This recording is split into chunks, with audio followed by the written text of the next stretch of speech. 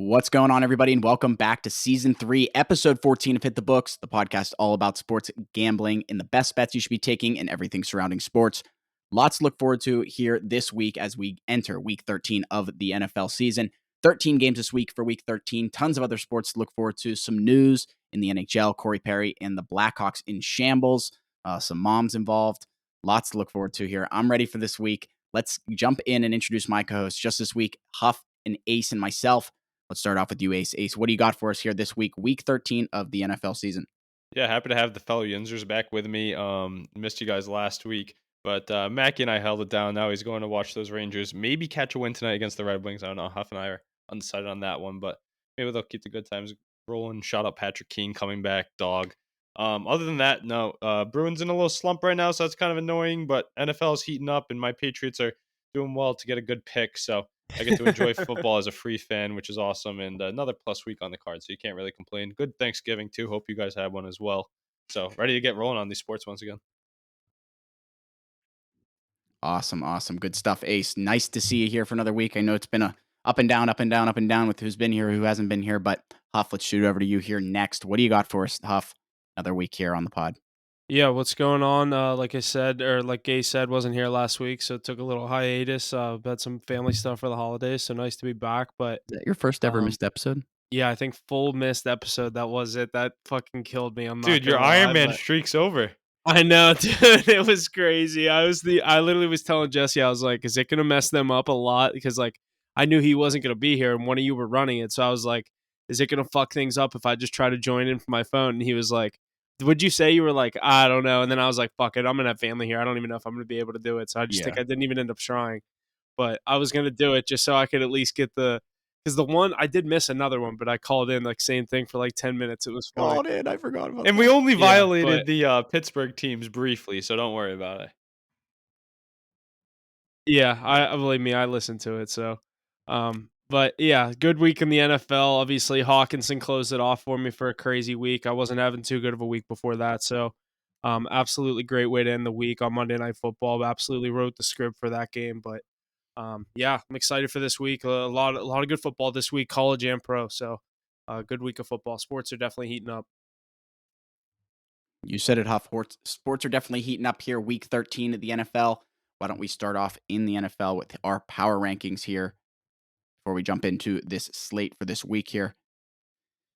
Our power rankings are as followed here. Coming in at number 5, the Kansas City Chiefs, followed by 4, the Dallas Cowboys, 3, the San Francisco 49ers, 2, the Baltimore Ravens, and 1, the Philadelphia Eagles. Solid list here coming into Week 13. Ace, why don't you get us moving here? Yeah, I mean, some elite teams up there in that top 5. A lot of guys that have been sticking around throughout the whole year. You know, you got the Chiefs, the Eagles, the Niners, 3 teams that we expected to be there and always are. The Ravens just really holding their own. Been high on them all year, hoping that my midseason prediction can ring true of them having the AFC's best regular season record.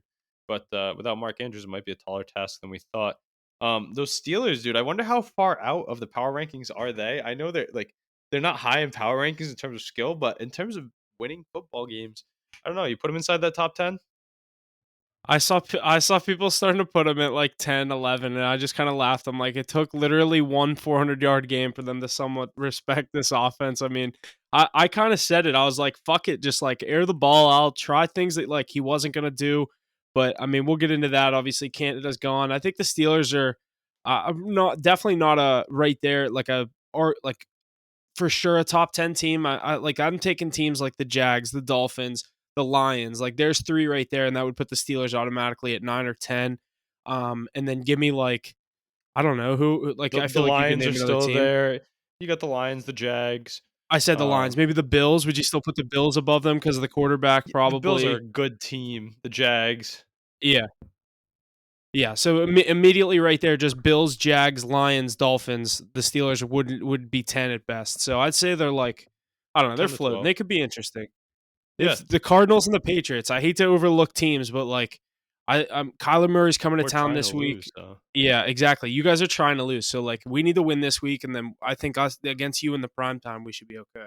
Kyler Murray's been pesky. I love watching him, but they like to lose games too. So I think you guys should be fine. It'll be a nice one-score game, eke it out, and then you get the win. This top five, do you think out of this top five, obviously we have 3 NFC teams in the 1, 3, and 4 spot, and then the 2 AFC, the Ravens and the Chiefs. Do you think that's the one of those like, obviously one of those AFC team or NFC teams can't get it, but do you think that could be the NFC championship, 2 of those 3 teams, and then do you think that could be the AFC for the Ravens and the Chiefs? Yeah, that's a good point. I didn't even think about it like that. That's a very good point. I think it definitely could be. We're primed for a Niners Eagles matchup. I hope the Niners win this one, so it's 1-1, and then we get to see like the round 3 in the NFC Championship. That'd be nuts. Chiefs Ravens. The Chiefs will be there. Ravens got to just keep chugging along, finding ways to win. Have a lot of guys, a lot of depth. I was going to ask you, who do you think could fall out of that top 5, if any? Do you think the loser of San Fran and Philly loses much in terms of the power ranking, or does it depend on the game truly? I was gonna say, I think it depends on the game because if the Eagles win, that game's in Philly. Like the narrative still stands tall that Jalen Hurts doesn't lose in Philadelphia. That kind of shit. Like he is unreal. What are they 10-1 now? Like, and they're an underdog this Sunday. It is Yeah, that's crazy. That crazy. line makes no sense. But I mean, they think the Niners are gonna win that game. I think if the Eagles win that game, I don't think it hurts the 49ers that much at all. Yeah, I don't think so either. But if they Unless get it's like blown a a stomping. You blowout know what I fashion, mean? Like, I mean, yeah. look at what the 49ers did to the Cowboys on home turf early in the year. That really altered their power rankings. But yeah, good point there. We'll get to that shortly. But outside of Like that top Who do the top five, Cowboys who do play you? this week? The Seahawks I Thursday think the night. Cowboys schedule is yeah. I like that them. But who do you think from outside the top 5 could find their way in, if any? Could the Chiefs fall out? I think they're one of them that definitely could. Without The Patrick Mahomes, the I don't one know if that they're a I top think 10 team. could The one that I think could sneak in is we had them in there a couple weeks ago is the Dolphins. They have the friendliest schedule the rest of the year. They get the Commanders this week, then Tennessee, then the Jets. Then their first real game is against the Cowboys, but it's in Miami. In Baltimore, that's a tough game, and then home against the Bills. They have a All right, tough so they last 3 end with the games, last 3. but these next 3 weeks, they're going to be what's their record right now? They have what, 3 losses, 2 losses? The Dolphins are 8-3. They could be 11-3 in 3 weeks. Yeah, I agree with you, and then finish 12-5. Yeah, exactly. I think they could beat either. I hope they win that Bills game because that's the one that me and Jesse are going to. That could be. I think that could be for the division, but I also think the Dolphins are going to be like a game and a half ahead of them Remember when we at picked those least. Dolphins ahead of the season to win that division? Dude, that was like plus 320. Crazy. That was a crazy Alright. division hit. I mean, it didn't hit yet, but you know what I Yeah, mean. honestly, I mean, yeah, the Bills too, they're still sticking around, but I like the Dolphins, and that schedule that you just highlighted definitely favors them. So maybe they could crack that top list for a few weeks and then fall back out of it when they play Yeah, plus right. As soon as 500 if teams. they lose to the Cowboys or the Ravens, they'd fall right back out. Yeah. I don't know if the Interesting. Ravens are at the 2 spot and they say that be they have 2 games against 2 teams in our top 5 remaining. Those will be telling for Tua in the Yeah, fantasy. because they lose all the games against good teams. Everyone says that. Like Don't they're sleep on the Bills, though. I'm telling you, yeah, don't sleep on the Bills. yeah, I agree. But this will be fun to watch. Let's get into this week's slate, though. Alrighty, boys. Good stuff there with the power rankings. Let's go into a little news here about the Steelers. They officially broke the streak of most consecutive games without breaking 400 yards of offense. It happened in their first game without former offensive coordinator Matt Canada. Kenneth Pickett went 24-33 for 278 yards, with tight end Pat Fryermuth being the focal point of the offense on Sunday. Najee Harris also added to the total with a 99-yard rushing game and a touchdown. Steelers defeated the Bengals to advance to 7-4 on the season and 3-1 in the division. What are you guys thinking here? I mean, Huff. Okay. What are you thinking here coming out of the Steelers? I know you already keyed in on this, but no more Matt Canada. Kenny maybe able to stretch his wings a little bit. What are you thinking? Yeah, I honestly think one of the biggest things for the Steelers to do what they did on Sunday was the addition or the comeback for Pat Fryermuth. He just stepped right back in from that injury. There was rumors of him coming back the past couple of weeks. He waited until this game in Cincinnati. He looked very healthy from what he obviously was dealing with all year. We haven't seen him since week 1 or week 2. I can't remember, but almost over 10 weeks, you get your starting tight end, your you know what I mean, your go-to guy for Kenny Pickett.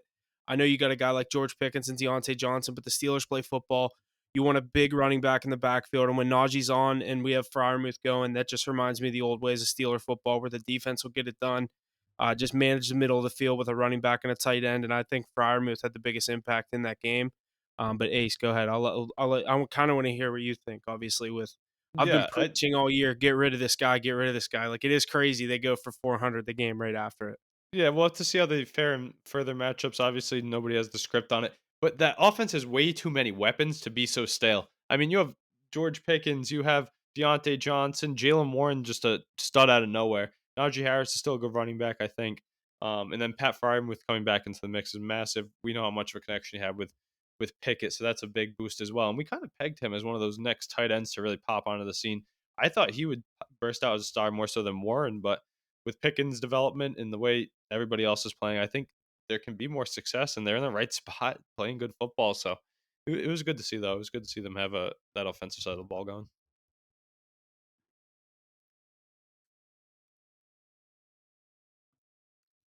I agree. I'm excited. Alrighty, boys, good stuff. It is time here for week 13. Let's go over this slate. Like I said, 13 games this week for week 13, the unlucky 13. Why don't we start off here on Thursday night? Seattle Seahawks heading to Dallas to visit Mackey's Dallas Cowboys. No Mackey here tonight, but the Cowboys are favored at 8.5 points. Their money line minus 450, total at 47.5. Got some trends to get us going here. Cowboys have won 13 straight at home, 11-2 against the spread in those 13, over 9-1 in Dallas's last 10 games at home. Seahawks 13-1 straight up, 12-2 against the spread in their past 14 games in week 13. I don't like that stat. I don't know why I put that in there. Seahawks 4-0-1 against the spread in their last 5 Thursday road games. What are we thinking here coming into this Thursday night football matchup? Definitely get to more of it in our video, but what are you guys thinking here?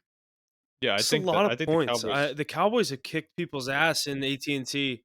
I just think it's a lot of points. It's a weird spread. I lean on the Cowboys too. I don't think it's like a scary big spread. They've because of what they've done to teams like this. They did it to the Rams a couple of weeks ago, and personally right now I think the Rams are a better team than the Seahawks and that Rams team that the Cowboys beat. So, I'm going to go the Cowboys. I like the first half minus 5.5 a little more. But I might go ahead and rip that full game spread. I like the full game spread a lot more here, just because we saw what Mahomes did last week with that big spread, and he was able to backdoor cover it like good teams do. Yeah. How many times have the Cowboys popped off in the fourth quarter too? They get Rico Dowdle in the game; he's running for a touchdown. Darren Bland's running back his sixth pick six of the year. That's crazy in the depoy conversation. I know Mackie would want us to shout that out. Um, I had that anytime interception live last week. That was crazy. I had to call that out. First time I've ever bet that in my life, and it hit. Yeah, I've never bet an interception. That's a crazy bet. You Yeah, I sent actually it hit to you it too. guys. It was in that like I list of know. my I was scouting. like, is he actually gonna bet a guy to get an interception? I mean, like, I feel like a sack is way safer Dude, I because like looked they're at his usually anytime touchdown too. It was nuts. But I was like, no. But like plus 10. No, like 4,000, 6,000. yeah, higher than that. It's like I think above 10,000 because the interception itself is plus like 650. Oh shit! Yeah. Yeah, so that's So you're crazy. basically parlaying the either interception or fumble recovery Yep, with the touchdown. Yeah. with the score, which is crazy. But yeah, no, this Cowboys team, like you said, they've been slaughtering people at home, and I was nervous about the points too because the Seahawks are a good football team, and I don't disagree with you with the Rams being better than them. I think they're about equal, but the Seahawks team is a playoff team in my opinion, so I think they should be able to hold their own. Thursday night football, we see the unders there in the close games, but I'm with you. How do you not take the Cowboys with the points? I'm going to say that. I'm taking the Cowboys with the points here. I like them to score a lot of points, and if this was a 1 o'clock game, I think it'd be over 47.5 because I think the Seahawks can put some up too. But yeah, Is Kenneth Walker back yet? Because like no, he's he's back. I doubtful. He's absolutely I doubtful. can't take the Seahawks without him playing. Yeah, I think he's really good too. But I think the wide receivers have some success for Seattle this week. A lot of S's right there. But DK Metcalf, Tyler Lockett, S- JSN jumping onto the scene last week, get a big catch. I know they lost that game, but I was gonna say Smith and Jigba. Yeah, he could have a big game today or tomorrow, but we'll have to see. DK as well. I think Mackey would be obviously be on his boys as well. Yeah, we're all on the Cowboys spread. How can you not be? They're just so elite at home. So it makes it ever so important for them to try and steal that one seed from the Eagles and get some AT&T games in the playoffs.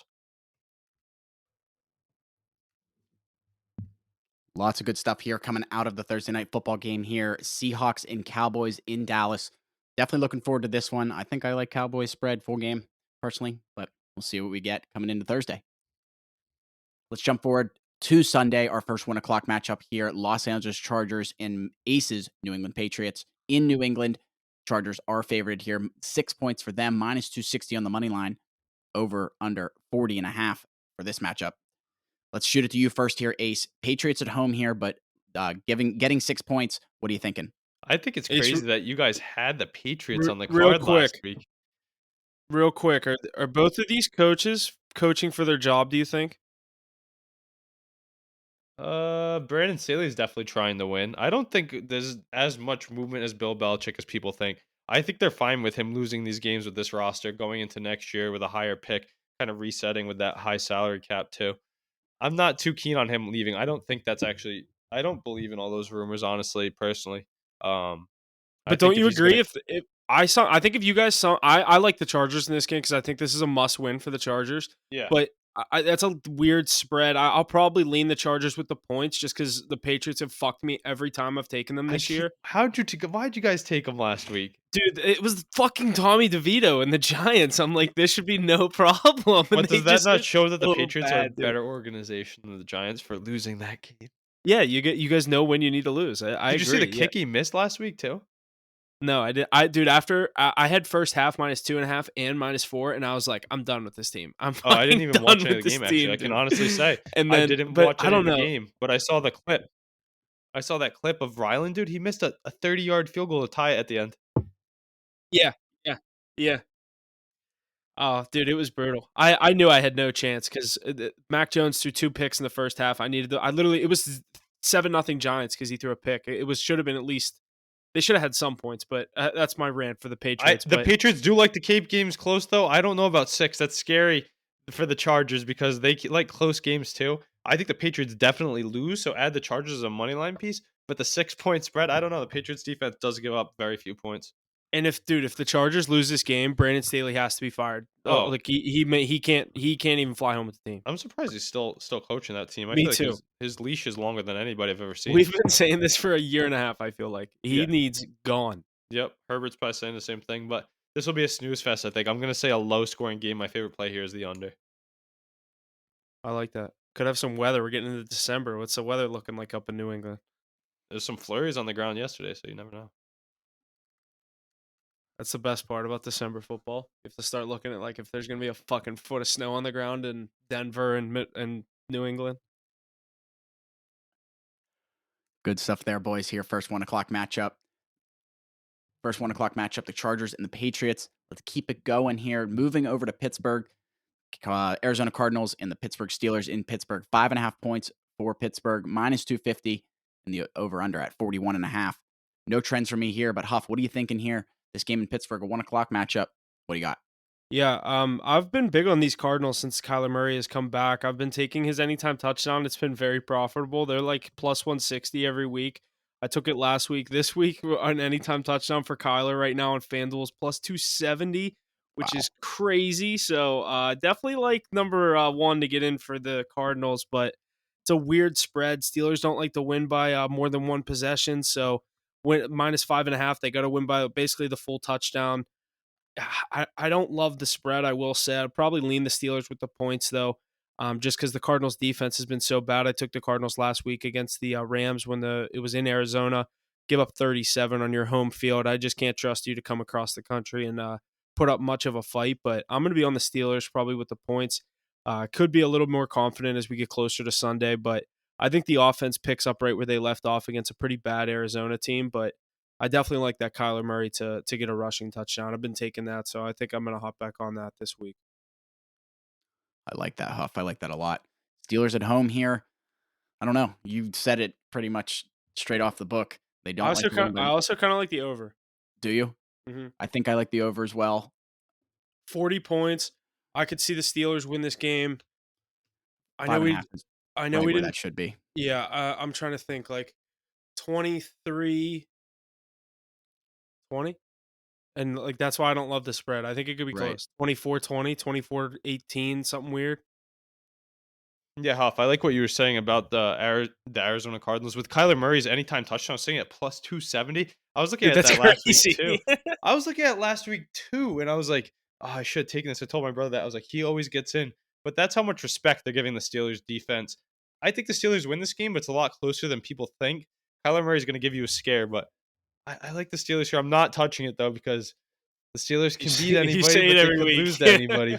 I mean, and I just said they when you always were gone, win. I said I kind of like the over. I think it could be like a 23-20, a 24-20 kind of game, but that's why I don't love the Steelers with the points. I think it could be like that kind of score. As a 1 o'clock game, you might actually see points at Heinz Field. But that's another thing I don't like to touch because I was just gonna say, yourself, yeah. you know, you're in that stadium. You always take the under. I'm Mr. Steelers under, believe me, I know. This will be a competitive I game, a though. play that a I play do that I'm think. probably gonna take on this one that I need to start taking every week is Boswell over 1.5 field goals. He hits it every week. Yeah, because you guys stall out a lot. Exactly. Boswell's a good kicker too. He's a good kicker. Yeah, and Remember when if he you got get that within the deal? Remember he originally got that deal and people were pissed about it because he had a bad year, and then they kept him. Didn't cut him yeah. like everybody else at the time, and he ended up sticking to it. And he's kicking good field goals. But Kyler Murray keeps games close and entertaining, but doesn't win. So I think Steelers get the job done, but it's gonna be a scary game. It always is with the Steelers, though. So you're Yeah. used to it, I guess. Yeah. But that's what the Cardinals have been like all year too. Long flight, day. It's like a morning game for the Cardinals. I Yeah. think I think I think it's a good spot for the Steelers, but Their it's aerial definitely gonna be a attack, though, close it's game. let's see what your defense is made of against a trio of receivers. I know they're not top class ones, but they have good weapons out there. Yeah. Good stuff there. Let's keep it moving here. Another 1 o'clock matchup. The Denver Broncos heading to Houston to visit the Houston Texans. 3.5 points here for the Texans, minus 180 on the money line. Total at 47.5. No trends for me on this matchup here. But what are you guys seeing coming out of this 1 o'clock matchup? Ace, why don't you get us started? Yeah, I mean, I guess what they're seeing is Kyler Murray. CJ Stroud is going to put up too many points for Russell Wilson to keep up with outside of Mile High Stadium. This game goes to Denver. I think they're definitely favored. But I don't know. I'm going to stay away from this one. I want to say the Texans do win this game. The Broncos have been on fire, and I held my tongue last week with the Browns. I'm going to hold my tongue again with the Texans. These are two teams fighting for the playoffs. This is going to be a crazy game, but we really get to see what CJ Stroud's made of. They have the weapons to get it done, so I think it's going to be close throughout. I like a decent amount of points here, which is crazy to say with the Broncos defense. But Huff, let me hear what you're thinking. I know you probably like the value on that Broncos team with the way they're playing.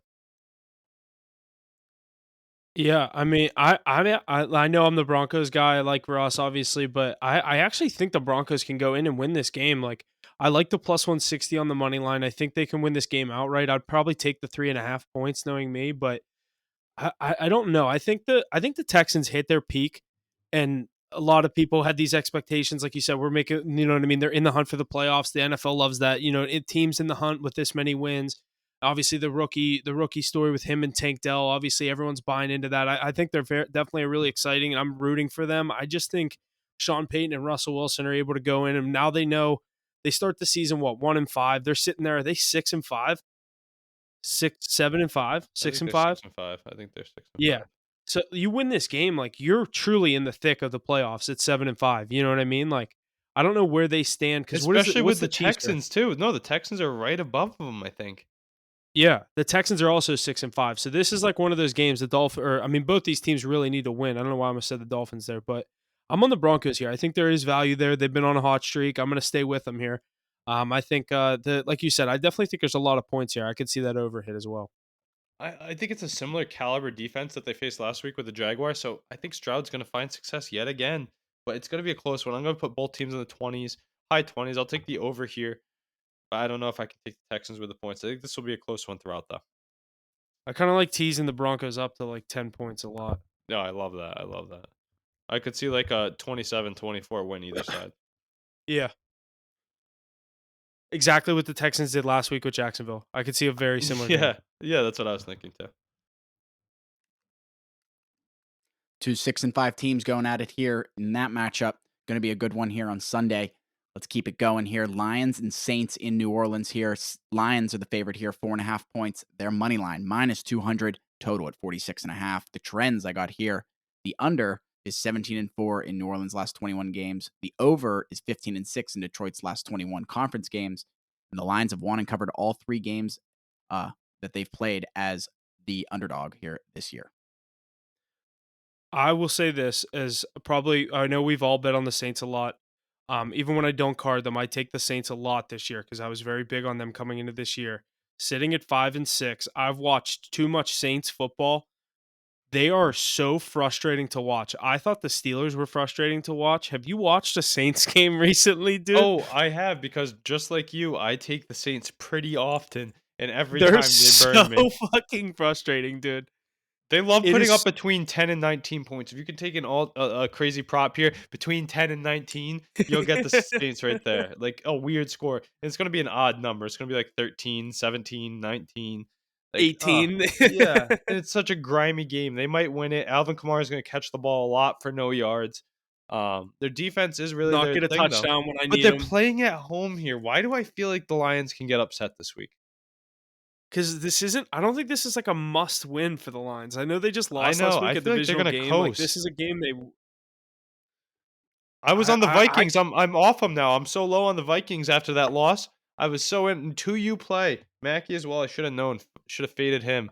But the Lions, I think they're due for a loss, I feel like. I mean, I don't know. I don't think they're going to end with one of the top records or even close to it. I think the Saints need to win this division. I was looking at the percents to make the playoffs today. They're sitting at just above 50%. I I definitely could feel like they see could what you're steal it. saying. Yeah. If they steal it, it's going to be under. If they lose, they're going to give up 30 plus. Believe me, yeah. I was just gonna say exactly that. If they lose this game, the 31-10. Detroit is gonna murder that 4-point spread. Yeah. It's 31-10. If they win this game, it's going to be 19-16. I was gonna say I don't see I don't see any point taking the Saints plus the points. I actually think this is a true spot. You either think the Saints win this game or Detroit covers. And you were, yeah, I agree with you completely. And you were talking about Chris Boswell field goals. What about Bailey Group, dude? That guy hit like 5 field goals the other day. I mean, these field goals are Yeah, last week that's crazy. all they had was field goals, dude. They didn't score a touchdown. Yeah, I think there's one touchdown in the game, so I think that might be something to look into as well. But I like, I'm not They gonna also have a play on don't this get in the game red because zone. it's so Like, they tough. also don't move down the field a lot, dude. No, Their they car throw is it to so Alvin bad. Kamara. He has 1 catch for 1 yard, 3 catches for 2 yards. It's like, what? How does that even happen? But Derek Carr, we saw his pick 6 last week. Brutal, Dude, brutal. he's bad. But He's they brought bad. him in, and they're still in the hunt, so I think they're gonna roll with it. You know what's crazy is I actually like when he was leaving Vegas, I kind of wanted him to like come to the Steelers, but I also think he'd be a different I player thought he was with gonna be good. me too. I thought he was a good quarterback. Like I just thought he didn't have good coaching in Vegas. I, Like I didn't think it was it like just needed great. it. Yeah, exactly. He just kind of needed. I thought he just needed like a change of scenery, and I it thought he clearly wasn't that. could have been Cousins or Goff, and he can't even be close to that. He's I looking put like, him right below those two. yeah, and he's not even Not close to anymore. that. And now Yeah, he's not like anymore. below. He's below a lot of people, in my opinion. Yeah. So I don't know. I'm staying away from this game. I feel like it's a trap game for the Lions. Those of you that are thinking about taking them still alive in your survival leagues, don't take the Lions this week.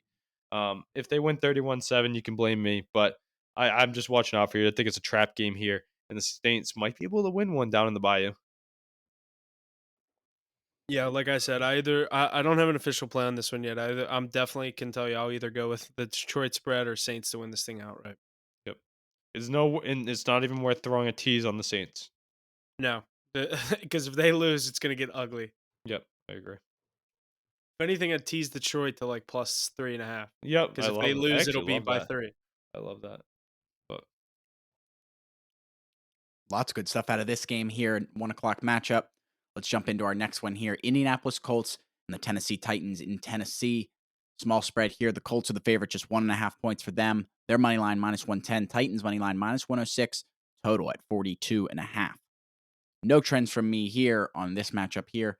But what are you thinking, Ace, coming into this 1 o'clock matchup? yeah, I feel like. Huff, do you think the Colts make the playoffs this year?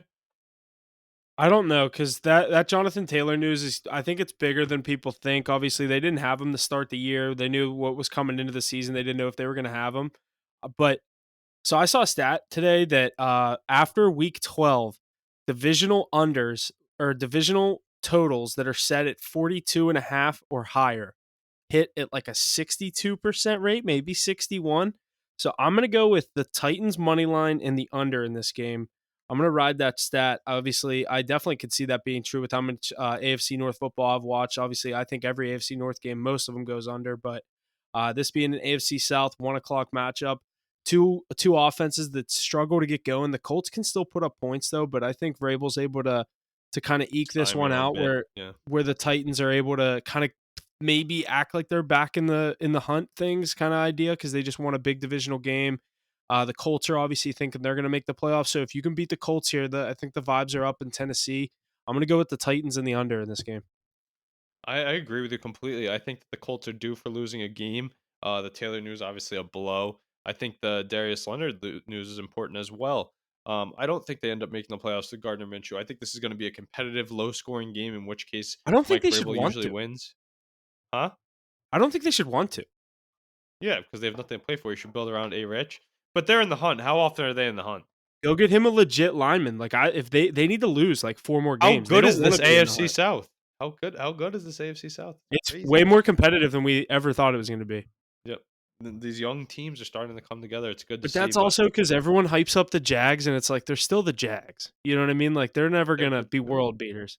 They're good too, though. That defense. I know, but I'm saying like they're never gonna run away with this division. Like How cool they're is always this, gonna though? lose divisional games. How cool is this though? Levis, Stroud, Richardson, Lawrence.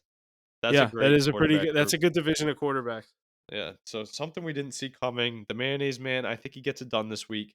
I think the Titans, Derrick Henry got going last week. You were saying it. I think he's gonna have a big day once again. Yeah, Might see that in we my all car. took him.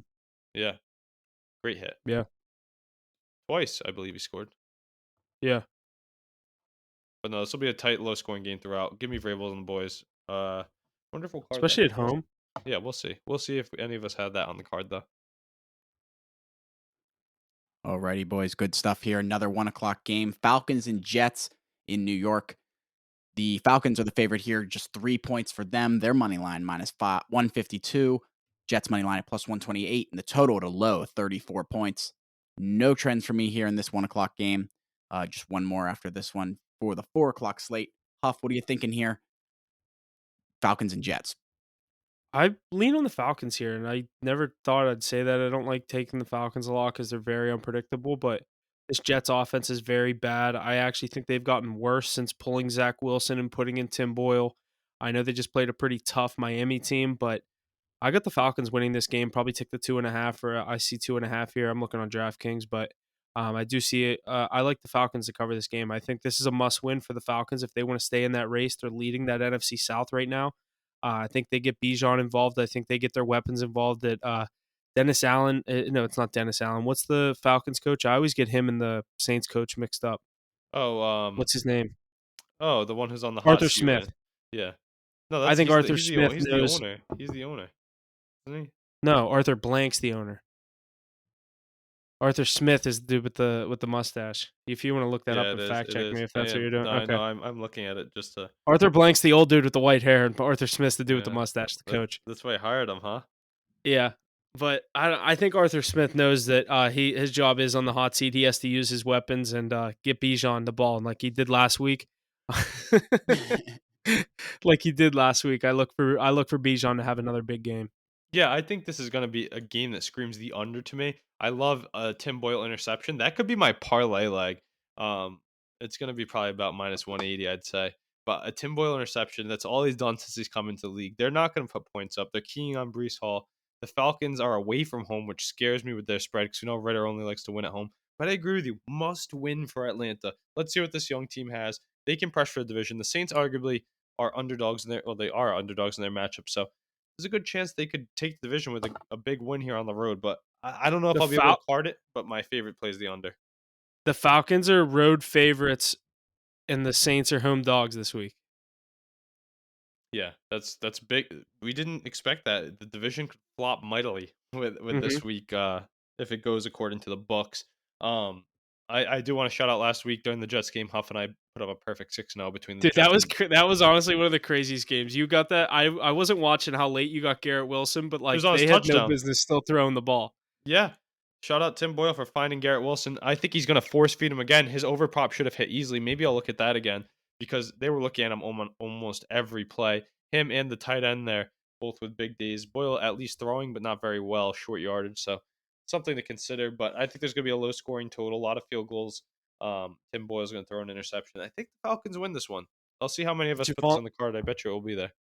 Javon Holland, 99-yard. That was literally the craziest play of football I've watched in the past 5 years, dude. I was going nuts. When Tua threw the pick, you were shot. And then when he threw I was the like, you fucking kidding me? That was honestly the highest, like, you know how they do the win percentage tracker on the ESPN app? I went from like down here to all the way up. You were like, and it was the quickest 10% spike. over the median for the win, and then you went all the way down to 0%, and then you went fucking shot all the way up. You won. You won it. You literally went from 0 to 100 real quick. That was Yeah. crazy. But Javon yeah, Holland, remind me legend. that for that to be my parlay piece, a Tim Boyle interception. I feel like that could be a fun one. Yeah. All right, let's I get into that definitely like Dolphins that. game though. These Jesse Dolphins that Bates. blessed us oh so mightily with Tyreek Hill last week.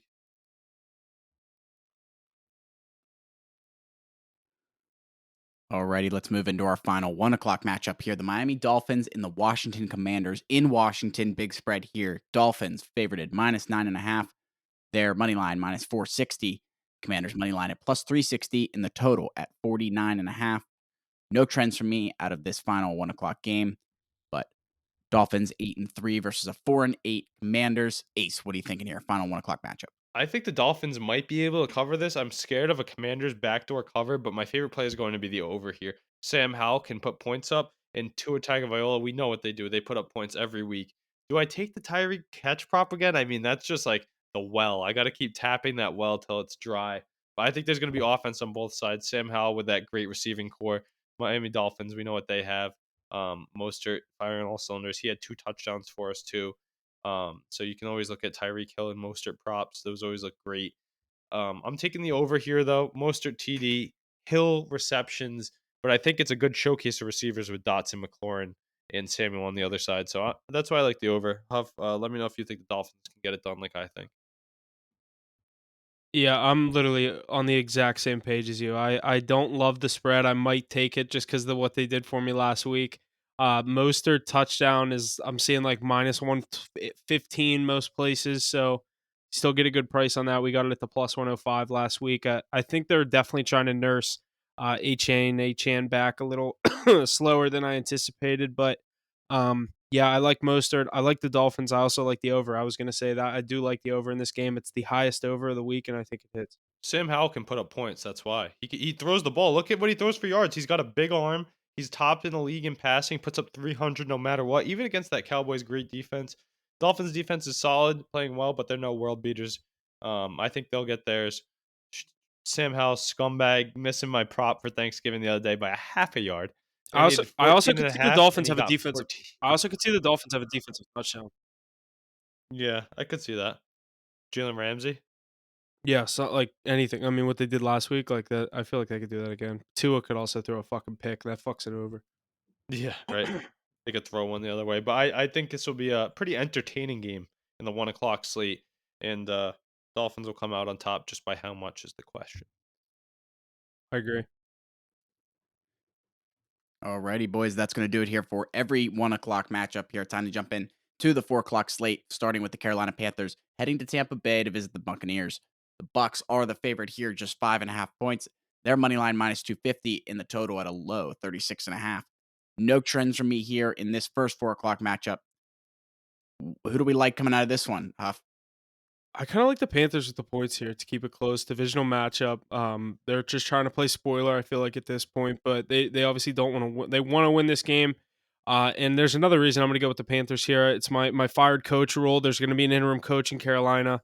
I think that I sparks a knew little you were fire gonna under say the that. boys. I'm going to go with the Panthers plus the 5.5. Dude, that's the reason that I didn't bet on it when I was looking earlier this week or doing my pro football pick'em. I was like, "Oh, Huff's new coach thing scares me." I picked the Bucks to win. I do think the Bucks win, but I think the Panthers may cover. I think there's going to be no answer for Mike Evans though. He's having a renaissance type year, and Rashad White's playing great football too. I like your theory with that, but I think this Panthers team is too weak. This game's way too important to Tampa Bay. I like the Bucks on the money line. That's about it. I think Mike Evans has a good game once again. What was the other game I said I liked to tease earlier? Denver. I might do Denver and Carolina. How many you get from Carolina if you tease them? It'd probably be like 13.5 or 12.5 and like 10.5. The way Tampa Bay's been playing, it's not a bad bet. Yeah. Might be a little lower than that, but still, as long as they're both over 10, I'd take that. But yeah, I mean, I like the that's literally why I like the Panthers here. I have a system, and I have to I have to ride my system. It's worked so far this year, so I'm gonna do it.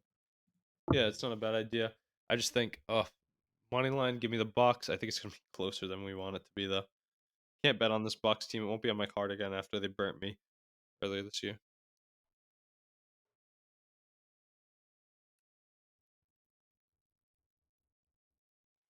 Alrighty, boys, let's keep it moving here. The next 4 o'clock matchup we have The San Francisco 49ers and the Philadelphia Eagles in Philadelphia cross-country match. -2.5 in favor of the 49ers, -148 on the money line, and the total at 47.5. Some trends for this one are 49ers are 18-3 straight up in their last 21 conference games. Eagles have won 9 straight up versus the NFC. Eagles 5-1-1 against the spread in their last 7. And the past 5 meetings between these clubs have all went under on the total. That total here sitting at 47.5. Ace, why don't you get us started on this matchup here? Another 4 o'clock one in Philadelphia. Yeah, that 47.5 really got me there. I was like, oof, with your trends and everything too. I'm like, I really like the under now, even though it's two teams with stacked offenses, but easily can say game of the week. The rematch we've been awaiting since Debo was talking shit about the Eagles after last year's conference championship. The Eagles are firing on all cylinders. They're going into the link, so that's a tough matchup. But the Niners are favorites, like Hoff alluded to earlier. Brock Purdy, CMC firing on all cylinders right now. Literally, they look like one of the best teams in football coming out of their bye, just demolishing teams left and right. I think the 49ers win this game. I do think they even up the series and set up a round 3 decisive bout in the NFC Championship. I have the Niners to win the NFC. I have them to win the Super Bowl, so I'm going to ride them here this week. I think CMC gets in once again. You might finally get some good odds on him against a good Eagles team. But this is going to be a great game. I think it's going to be a 24-20 uh, Niners win, as Jalen Hurts will not be able to pull off the comeback drive because it's not as easy like it was against the Bills. And I think 2 tough games the last 2 weeks by Jalen Hurts and the Eagles offense. Another tough matchup with the best defense in football. I'm on the Niners. Huff, I'm guessing you like the value with the Eagles, but let me know what you think about this game of the week, potential game of the year. Yeah, so I've been good at calling the Eagles games the past couple weeks in these tough matchups. I took them in Kansas City on the money line. Last week I liked them. I did not take them. I just had the Swift props. I didn't take anything on that the side there. And I mean, what a fucking game that was. That was a crazy game. We didn't really mention that Buffalo Philly game. That was an unreal game of the week last week.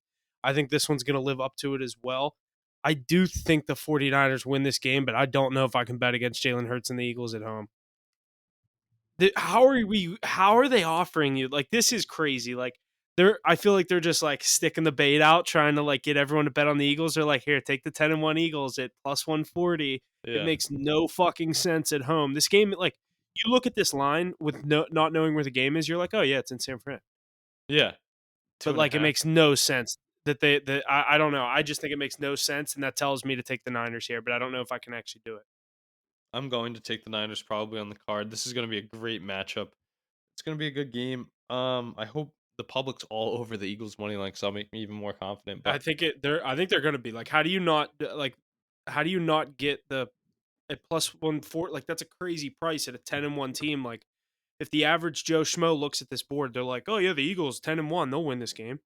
yep, I mean it's just the best defense, best overall team against the actual number 1 team in the league. So It this says is a going to be lot of on money's on everybody's TVs. It's going to be Tony Romo on the call too, which is awesome. So I'm I have excited pretty for much this. 50% off. Where I'm looking, it says 75 on the Niners spread and 75 on the money line, but obviously it's so early in the week you can't really go off that yet. The number, there's no data. Yeah, it's all skewed because it's just people have bet it early. Like, the people that are betting it right now are betting the 49ers at -2.5 because they don't want it to go to -3. And the people that are going to bet on the Eagles are waiting to see if it goes to +3. You know what I mean? Yeah. What's going on, everybody? Jesse from Hit the Books here. I want to tell you a little bit about Zencastr. We choose Zencastr because it's the best solution for us. What's going on, everybody? Jesse from Hit the Books here. I want to tell you a little bit about Zencastr. We use Zencastr because it's the best solution for us to record our episodes each week with 4 of us in different locations. Coordination is hard, and Zencastr makes that easy. Like I said, it's so easy. It's now super easy to record a podcast with Zencastr. Just log in with your browser and start recording a high-quality podcast right away. Record studio-quality sound and up to 4K video with your guests. Feel a sense of zen knowing Zencastr's multi-layered backups ensure you always have your recordings in the highest quality, even if the connection is unstable. Zencastr is an all-in-one platform. If you've thought about podcasting before and realized that you need a lot of different tools and services, those days are over. Zencastr is all-in-one podcasting platform. You can create a podcast all in one place and distribute to Spotify, Apple Podcasts, and other major destinations. If you're interested, go to zencastr.com/pricing and use our code HITTHEBOOKS and you'll get 30% off your first month of any Zencastr paid plan. I want you to have the same experience, easy experience we do with all our podcasting and content needs. It's time to share your story. Make sure to use our link in the description below or our offer code hit the books at zencastr.com/pricing for 30% off your first month of any Zencastr paid plan. Alrighty, let's keep going here. Another 4 o'clock matchup. Cleveland Browns heading to Los Angeles to visit the Rams. The Rams, the favorite here for them. 3.5 points. Their money line -178. Browns money line at +148. And the total at 39.5. No trends for me out of this 4 o'clock matchup. Huff, why don't you get us going here on our final 4 o'clock matchup?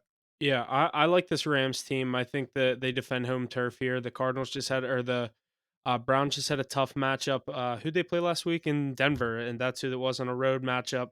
I think this is another tough road matchup in SoFi with this Rams team that's kind of catching a little fire the past couple of weeks. Matt Stafford's been playing really good football.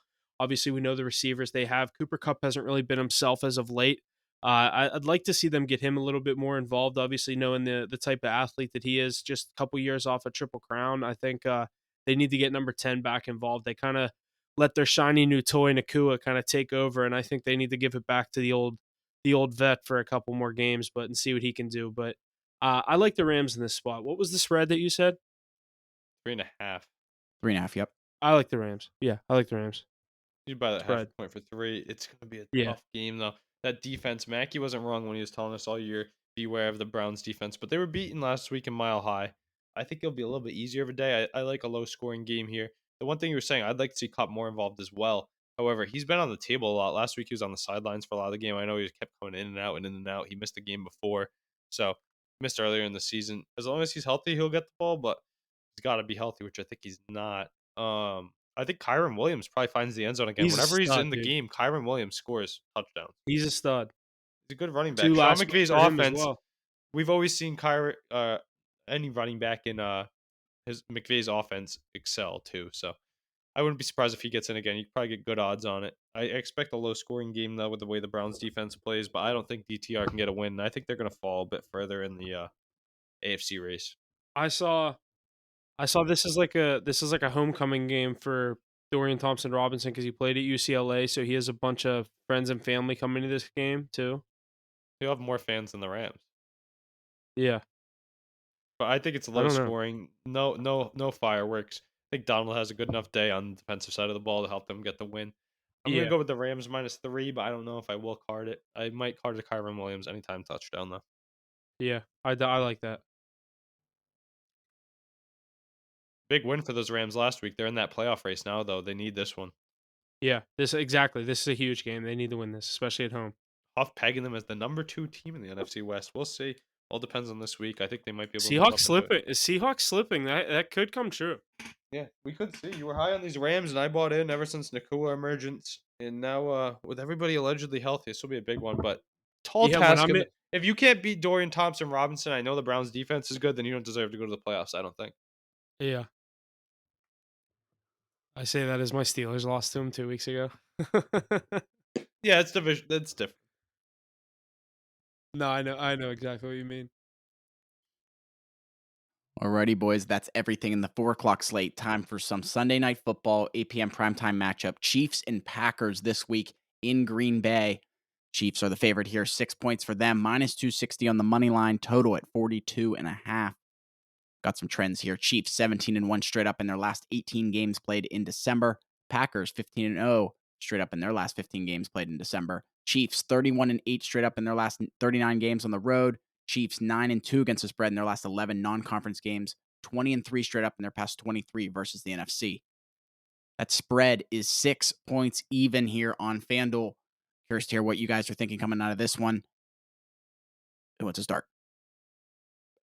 Go ahead, Ace.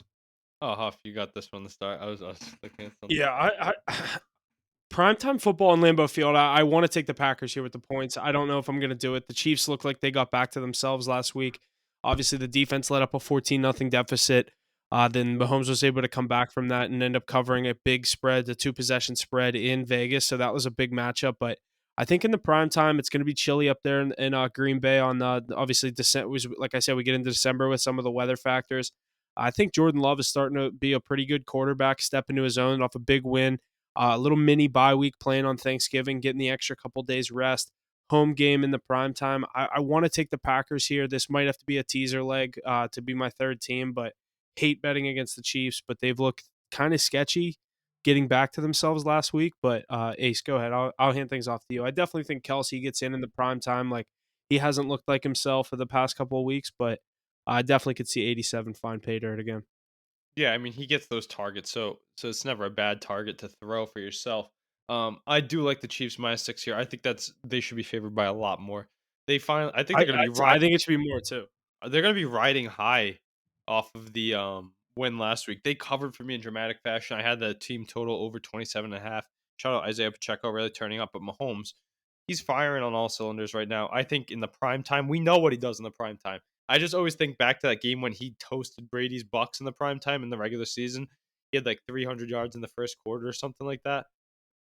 I think he's primed for a big game once again. Fire up the Mahomes props, fire up the Kelsey props. Um, Pacheco's just a great player. His run game's been insane. And that Kansas City Chiefs defense has been playing very, very well the last 2 weeks. That Jordan Love offense is going to have a hard time playing. I don't know if Jones is going to be active. I know Watson's starting to turn up a bit. But give me the Chiefs here -6. I don't think there's any chance the Packers cover this one. I think it's going to be a vintage Mahomes blowout in the prime time. I know they don't like the blowout spreads, but I gotta love the spot for him. Yeah, I definitely get that. Isaiah Pacheco too. That guy, he's been a beast lately. You can look at his anytime touchdown and still get some decent odds on it. Good stuff there out of Sunday Night Football. Going to be a good matchup here, so make sure to tune into our live stream as we will review that game on Sunday morning, along with some 4 other 1 o'clock and 4 o'clock games to get you ready for your Sunday. Let's move it over to Monday here. Monday Night Football, Bengals and Jags in Jacksonville. Bengals heading out of that cold weather to head to warm Jacksonville. Jags are the favorite here, 8.5 points. That seems like so much. -400 on the money line, and 38.5 is the total. Pretty low there. Got some trends here. Past 11 Monday Night Football games this season, all played under the total. Jags are 12-3 against the spread in their last 15 conference games, and Bengals 1-12 straight up in their last 13 Monday Night Football road games. Some very interesting trends there. It's no Joe Burrow for the Bengals, correct? What else? What else am I missing? Hit it, Ace. What do you think? Yeah, I mean, you got Jake Browning starting for the Cincinnati Bengals, hence the reason that's 8.5 points. This is my survival pick of the week. I think it's a lock for the Jaguars to get this win on home field. I think the Bengals are going to slip into the others of nothing for this season. So I like the Jaguars here. I don't think they will be able to cover the 8.5, though. I'm not sold on anything with the Cincinnati Bengals right now. But in Monday Night Football, with the low scoring nature of the game's competitive nature, I think they can hold it to a touchdown spread. But Lawrence has been playing great football lately. Big divisional win last week, and they rolled the week before. Ridley Etienne, hopefully he's back in the mix. Let me check my scouting report right here. I think he returned to the game anyways last week. Yeah, Yeah, I think he did come back. he's good to go. He kind of smoked me on the card, but I think he has a good chance of scoring once again. Mixon will get toted a lot of rocks. I like the Jags to win this one, but I don't know. You definitely got to check back Monday. We'll have our live stream up for it. My card will be out then with the actual props when I have time to dive deeper into this. But I think the Jaguars win. It's going to be pretty uneventful. I don't know if you're going to keep this one on your TV throughout. I agree. I like the under. Monday Night Football under. You're going to ride the Hopped trend. on. Yeah, I hopped on it last week, and that was the first leg of the Hawkinson. I was just hoping to hit that. Obviously, whenever it got to halftime 3-3, I was like, okay, I think 43.5 hit. I'm just hoping I can get a touchdown at some point. I started sweating the first touchdown. Like, I literally was like, I'm either going to go 1-2 or 3-0. There's no way I just get an anytime. You know what I mean? Like, and not the Yeah, it's first. Like, if one he scored, it touchdown. was the first touchdown. Yeah. Yeah. Did you see That the was- dude that had a bet? Did you see the dude that had a bet slip? TJ Hawkinson, first touchdown scorer. TJ Hawkinson, last touchdown scorer. Dude, it was like plus 52,000. That's crazy. And it was the same touchdown. And how much did he think he was scoring 2 touchdowns? Yeah, exactly. Like with 1 touchdown, you killed 2 birds with one. You got 2 birds stoned at once. That was pretty nuts. But no, I think how can you not ride that unders trend, Huff? I gotta ride the trends like that. You're big It's on it. so I low, hate the but under though. this tells me they think it's either gonna be like a tight Monday night primetime matchup and the Bengals somehow hang around, If Trevor or Lawrence that has means turnovers, that's if Trevor Lawrence yeah, has turnovers, I think. I was gonna say, or that tells me the Bengals are scoring 6 points, and I just have to Or they're getting hope the shut out. Jags don't score more than 31. Yeah. Yeah, I could see a shutout potential too. There's always that chance with the Jaguars defense, their skill, the backup quarterback. But Browning will be his third start, so maybe he can get a little bit more going, especially in the prime time. But Jeff, definitely check back to our socials for our official plays on this one. I think it's a Jags money line lock though. Alrighty, boys, that's about everything we got here in the NFL for this week. Week 13, 13 games on the slate. Lots to look forward to. Don't forget about our live stream on Sunday mornings, 10 a.m. Eastern, YouTube and Rumble. We go over our top 5 games of that Sunday. Get you ready to bet on Sunday. Let's move forward here to the NHL, starting off with our power rankings. I got them here. Coming in at number 5, the Los Angeles Kings. Number 4, the Vegas Golden Knights. 3, the Colorado Avalanche. 2, Aces Boston Bruins. And 1, Mackey's New York Rangers. He's attending the game tonight. Pretty good stuff here in the NHL as we're progressing through the season. What do you guys think is coming up? What do you think of the power rankings? Ace, what do you think? Yeah, you see the Bruins and Knights sliding there as their play of late hasn't been too sound. Bruins really burning me with those losses to some bad teams, and then the 1 o'clock game continues to be their nemesis. Mackey's Rangers shooting up to 1 with their decisive 7-4 victory over the Bruins, but I think there's more story to be written for those two teams come the end of the season. Bruins got to turn it up if they want to stay in our power rankings. Canucks, dude, we had them on the card again last night with the puck line. They're playing great hockey. The Stars playing great hockey. The Kings as well. Those Western Conference teams really surprising me. And then I think the Hurricanes are right outside of it as I well. was just gonna say that's a team that we gotta be have our eye on them as a bubble team for that 5th I spot. like betting them every night. I had a minus Yeah. 1.5 last night. I live bet on money line in Philly, and then they were up 4-1. I just turned the game off. I was like, I hit that. Yeah, they're a good team. They have so much firepower. They're stacked throughout. They've been chasing the ring. They're just that Eastern Conference Finals win Yeah, is elusive for he's them. Conference final every year. Not even the series, just a win in general is elusive for them.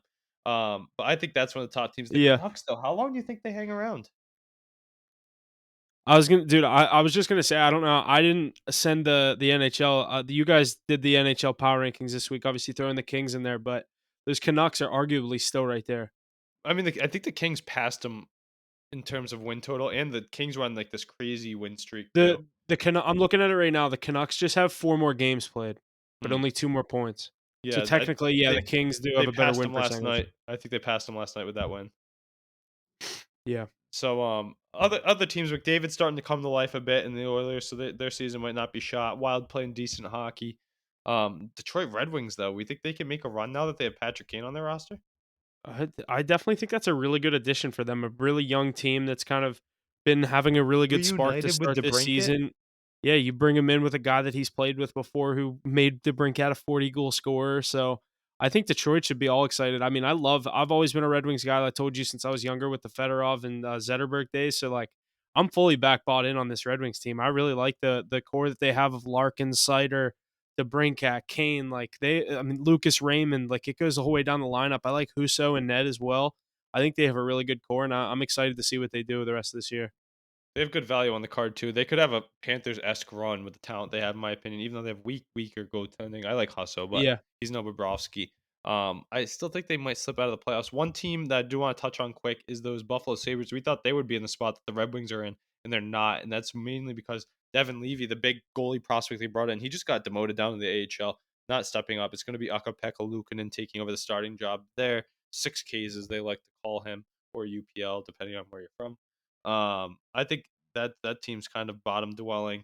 Gonna look for some other moves as we get towards the deadline. I know it's kind of far away, but that's gonna be important to swing which of these teams stay up top. But like I said, gonna have to watch those Canes huff. I think that's gonna be the next team to crack our top 5. Yeah, we got to get them their respect at some point. Canucks have peaked in there. Stars have peaked in there. It's the Canes' turn if it's a bubble team next week. Alrighty, a little bit of news here out of the NHL. The Chicago Blackhawks have officially terminated the contract of forward Corey Perry, following what the team's general manager described as a disturbing incident, which sent shockwaves through the news of the hockey world. on Tuesday. Him being a surprise. I'm not talking. Surprise scratch on Wednesday against the Blue Jackets.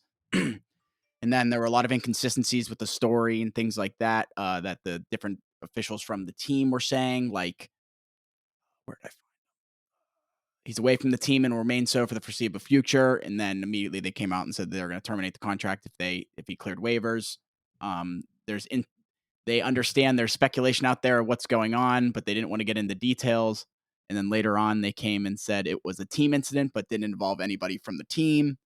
So lots of just weird stuff going on. But as we all know, there's thoughts about Corey Perry and Connor Bedard's mom doing some things that maybe shouldn't have been done on the mom's trip. But I don't know if we're ever going to find out about that, if No. it's true. But I think it's a very interesting thought, and props to whoever thought about it. Yeah, I don't think you'll ever find out if that story's true. It's obviously, like you said, it's pretty funny, but way to come in the league if you're Connor Bedard. That's definitely not the rumor you want going around about you in the NHL your rookie season. 18-year-old But kid, like, you might as well hang him up if that's true. No, I'm just kidding. go I don't go think there's play in any Russia. I don't I think there's no truth to that story, honestly. If there's anything, but you might have been entangled with some of the management. That's usually how it goes.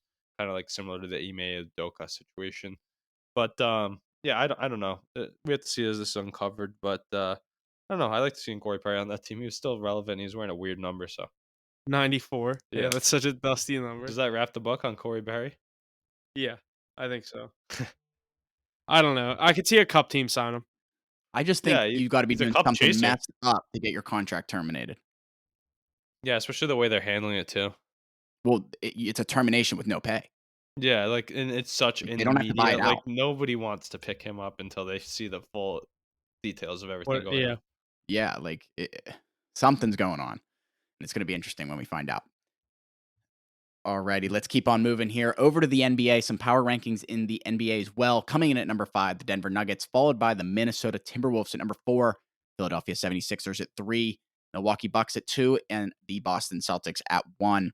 What do we think here coming out of the NBA? Ace, why don't you get us going here? Your Celtics at number 1 here in the power rankings this week. Yeah, no question. Not even need to talk about the Celtics and the Bucks. We do it all the time. They're two great teams, great rosters. We expect them to be 1-2. They're going to compete for the Eastern Conference and probably play in the Eastern Conference Finals as well. The Nuggets slipping a little bit. One team that Mackie and I definitely want to shout out. We said they'll probably be. We said this last week. We said maybe a month, but I think maybe next week we might see the Phoenix Suns there. They were on the cusp. They're my 6th team right now. Dallas Mavericks also playing good basketball. We had them on the card at -3.5. That's a good team with Kyrie and Luka. But yeah, other than that, Hoff, any other teams you want to highlight as of right now? I don't know. Just a couple of teams that I've been watching lately that necessarily aren't too hot. Obviously, I'm always watching the Lakers. They've been picking it up as of late as they're sliding up those standings. Obviously, they're 10-8 now, so they had a pretty bit of a tough start. I definitely don't think they're close to that yet. The Kings have been playing great basketball. Another Kings, team I I just like like to with the watch. Aaron Fox back in the mix. They're going to be a force to be reckoned with. They beat the great matchup last night. I don't know if you caught any of it. Golden State Warriors, Yeah, 2-point game with a Kings win with Fox in the mix. I don't know. They're tough to beat. dude, Warriors were killing them the whole game, and then I turned it off, and the Kings came back and won. Yeah, that's crazy. It's a crazy matchup. They were at home too. Definitely contributed to it. I believe they were Yeah, they were in Sacramento, right? yeah. Yeah. So that'll be a team to watch. Any other dark horses as of right now I in your like the opinion? Pacers. Yeah, you've been high on them a lot. I They like get good the value with Halliburton. Yeah, I definitely think that. I mean, he's like a one man team sometimes there, so it is kind of tough. But they do have other guys that I like. But obviously, the Sixers are studs. Timberwolves are off to a start I don't think really anyone expected. Um, are we ever going to respect this Orlando Magic team if they No, keep this up? They're I still don't think sitting there. so. Do you? I don't know, dude. Bankero, they have a nice little squad down there. They just play team basketball. It's not I like flashy. the It's not Thunder. We're exciting. gonna respect the Thunder before we respect them, in my opinion. I like the Thunder. All right, I don't all know, right. but I what's get his that. name? Josh Giddey has no respect. So Yeah. uh, I mean, the Magic are 12-5, and yeah, the Thunder are 11-6. So I guess yeah, that is a pretty fair comparison. I like. I've been high on this Thunder team for 2 years now. I think this is the year they get to the playoffs and maybe win around. Yeah, they're good. I like that. I like Chet. When's John Morant come back? What was it? 25 games? Yeah, something like that. Soon? You know? 2 weeks, maybe. If it was 25 games, they've played 16. 2 weeks. Yeah, so probably maybe 3. Yeah, you think they'll be able to get back to their ways with him in the mix? Dude, they're 3-13. They didn't do really a good job of limiting the damage at all. No, not even a little bit. Bring in Marcus Smart. I'm so happy we moved him. The Celtics look like world beaters moving Marcus Smart and Robert Williams is out for the And year. Bringing in yeah, Grant Porzingis and Williams, what's his Holiday. name? He Yep. comes back when they play the Pelicans, by the way. That's so far. Okay. Pelicans decent team too. They've 3 been playing weeks or decent something. basketball. Zion Williamson and Brandon Ingram bought back in. They did the same thing the Lakers did, though. They started out in the hole, and now they're fighting back. Yep. So it's like, who's gonna get there? Who do you have more faith in, the Lakers or the Pelicans? I'm gonna go with LeBron and AD. Yeah, give me the Lakers there. But yeah, good stuff in the basketball. I think we got that tournament Jesse's about to talk about a bit. That's kind of cool. That's wrapping up, I think, early next week. This I weekend. think yeah, it's like 2 weeks or No, this next week's the weekend? first. Next week's the first round, and I think next weekend is the championship. Gotcha. Alrighty, yeah, let's get into that. The 2023 in-season tournament knockout round is officially set. Pacers, Bucks, and Celtics all won their respective divisions, with the New York Knicks clinching a berth in the in-season tournament playoffs. In the West, we saw the Lakers, Pelicans, and Kings all clinch their division for the tournament, with Phoenix securing the final spot for the tournament. Knockout rounds for the 2023 in-season tournament start Monday, December 4th, with the Celtics versus Pacers and the Pelicans versus the Kings. Tuesday, we have Knicks versus Bucks and Suns versus Lakers. Who do you have winning? Who do you guys have winning this in-season tournament? And who do you think has been a success? Do you think this has been a success thus far in the NBA and all that jazz? Because the players just don't seem all about it. I've liked it so far, and I think that we're gonna get a matchup that not many people expected for this. I mean, you're gonna get the Celtics versus the Bucks in the Eastern brackets, which is what everyone wants to see. It's like a mini matchup for the Eastern Conference Finals that most people are predicting. In the West, I like the Lakers to come out of this. This is the perfect kind of situation for LeBron to get some motivation to pick up some wins. I like the Lakers to come out of this Western bracket. They get the Suns in the first round, and then they'll get the winner, the Pelicans Kings. I like them in either spot against those teams, especially in a neutral venue. Give me LeBron. I wish we got the Suns and the Lakers in the second round, but that Kings team, like we were just highlighting, they could win the whole thing now being healthy.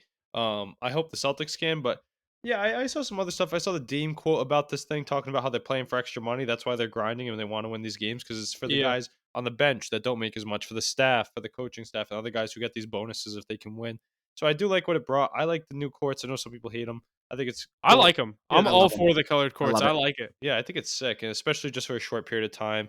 Some Just of them are better than others. I just will say something that. different, and it'll have some intensity to regular season games that we probably wouldn't even watch. So I think this will be fun to watch come down the stretch. Half your Pacers sitting right in there. That's crazy, huh? But yeah, give us Celtics, Bucks, and give us Suns or Lakers and Kings, and then we'll get 4 good teams duking it out.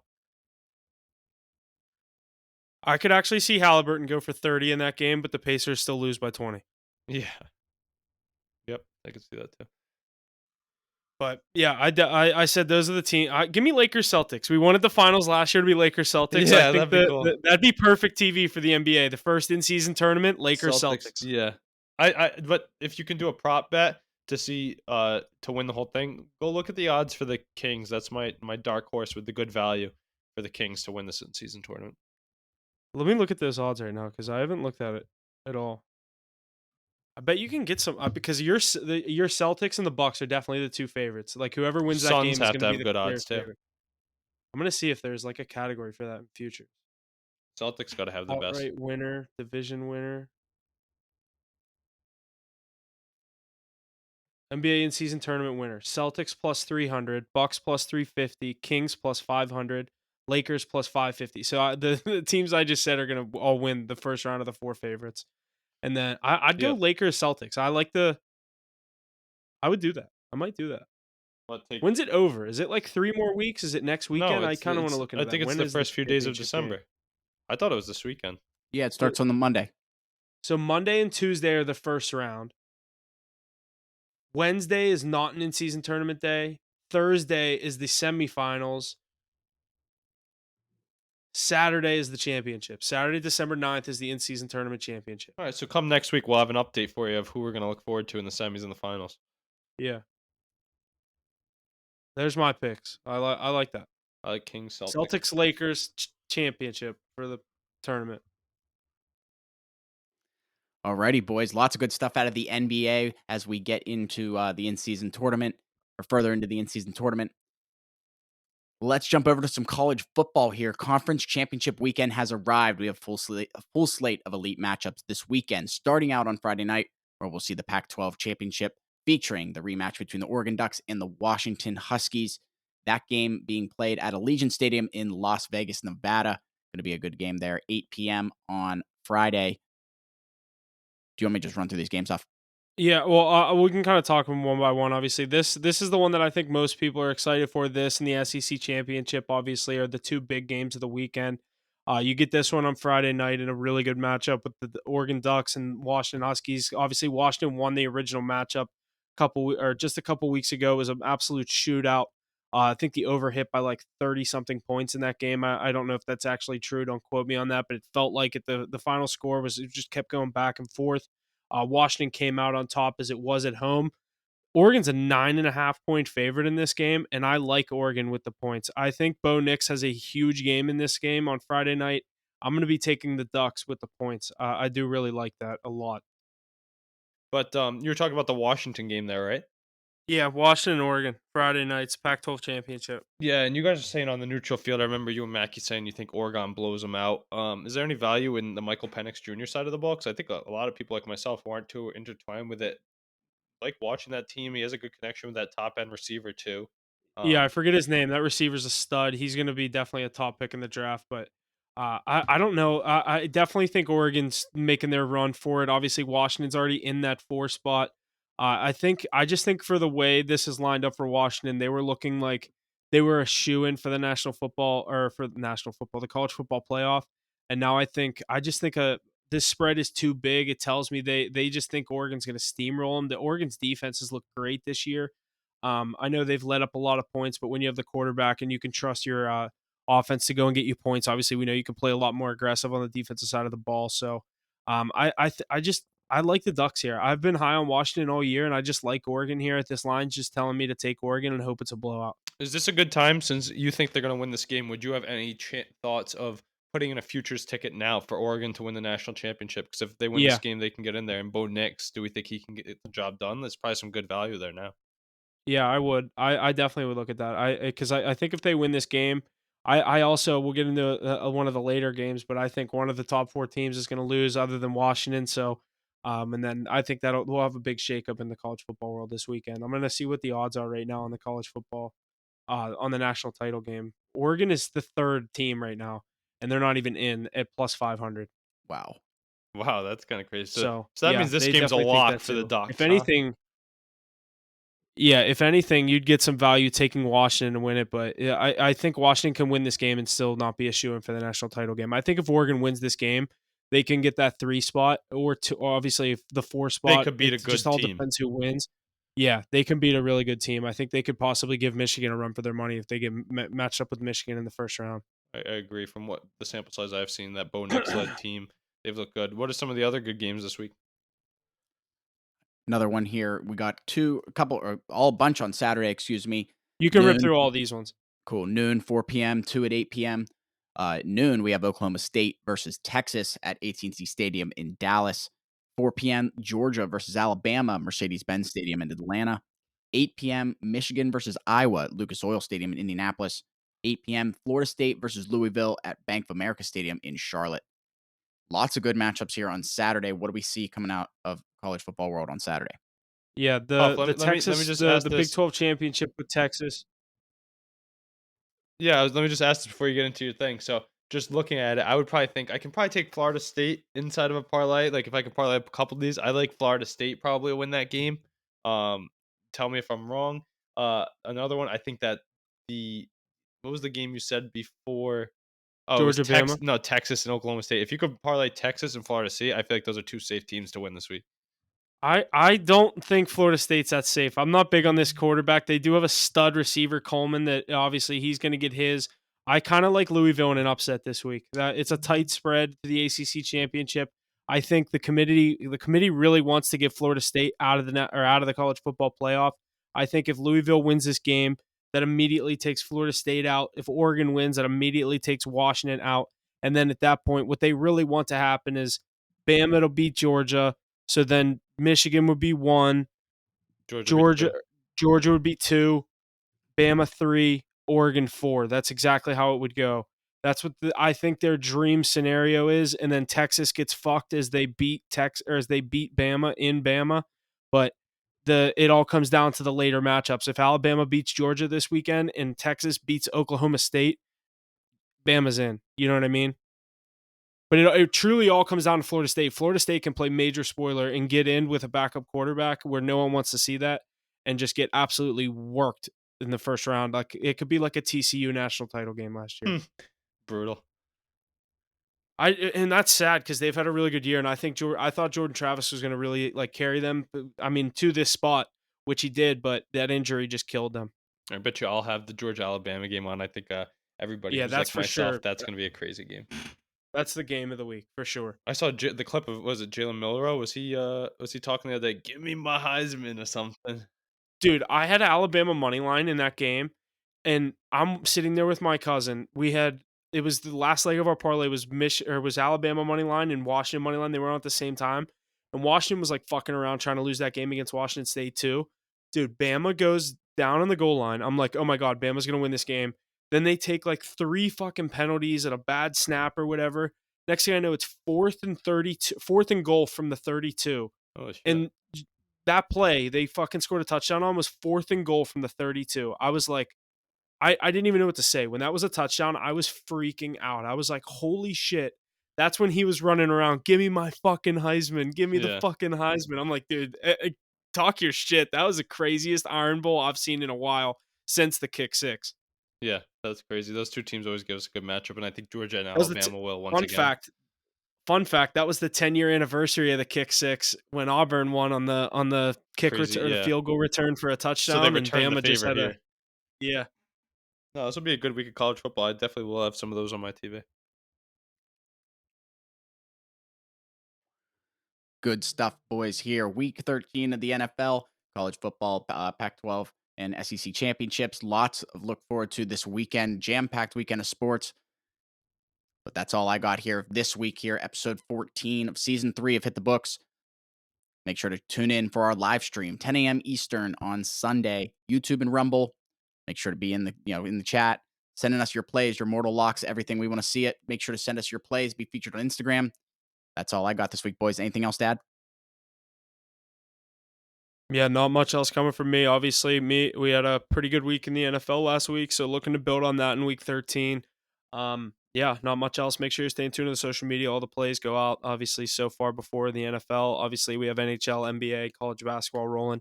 Like I said, huge slate in the college football world. Massive sports weekend this weekend. Can't wait for it. Stay tuned. Follow, like, share, subscribe. I say it every week. We'll see you guys Sunday for the live stream.